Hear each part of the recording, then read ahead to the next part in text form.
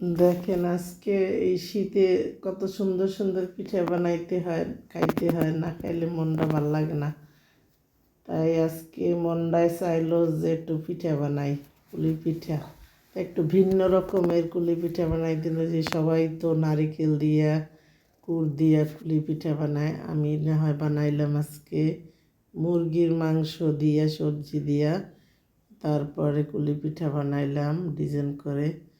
আসসালামু আলাইকুম আমার আফারা, বুয়ারা, দাদারা, ভাইয়ারা, আপনারা কেমন আছেন? মই আল্লাহর আশিস রহমাতে ভালোই আছি। তো আজকে মই কুলি পিঠা বানাবার আয়োজন করলাম।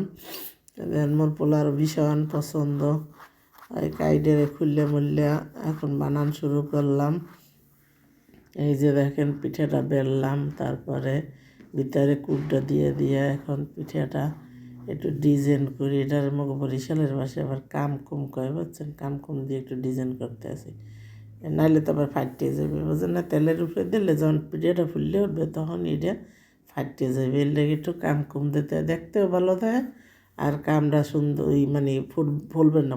যদি ফুললে ফাটিয়ে যায় তাহলে ভিতরে আবার মনে করেন তেল ঢুকিয়ে যাইবে, বুঝলেন না? বেশি তেল তো খাওয়া ভালোও না, গ্যাসের সমস্যা হয়।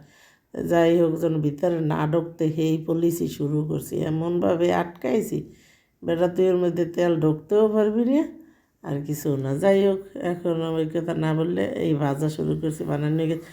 মোর পোলায় তো এদিকে আমি খামো খামো মুই করে, বেটা হন খাবি না, যখন বানাইতে লইছি তোর লাগিয়ে তো বানাই, খাইবি কি আরেকবার ইমেছে? খামো তো তুই আর মুই, দুইজনে মিললে এই তো এখন বাজতে আছি। মোর পোলায় তো আর তর্স হয় না, ওরে মোর খোদা পোলায় হলে মানে গুঁড়ো গেরা মানে না, যারা যা করে মোর অত ছোটোবেলার কথা। মোর মায় পিঠে বানাইতে লইলে পড়া ছুইয়া কতক্ষণে পিঠে খামো সেই চিনতে মন রয়েছে পিঠার দিকে। তো ও তো এরম গুঁড়ো গেরা মানে, ও তো এরম পিঠে খাওয়ার লাগিয়া আইতে আয় যায়। যাই হোক, চিন্তা করলাম আর আগে দুইটা ভাজিয়ে দিয়ে এলই, তার এই তেল গরম করে দিলাম তেলের উপরে। মই এবার মোর বাসায় দিয়ে আইসি এক জায়গায়, হে নেবে এই পিঠে বানাইতেছি, বুঝছেন? মোর বাসায় না। এই হলো কথা। সে শীতের দিনে যাইতে বরিশালে, মুখ বরিশালে বিখ্যাত বিখ্যাত পিঠা, কিন্তু যাইয়ে খায় যারা বরিশাল গেছেন। তাই যারা বুয়ারা মোর চ্যানেলে লাইক দিন, কমেন্ট, সাবস্ক্রাইব করেন।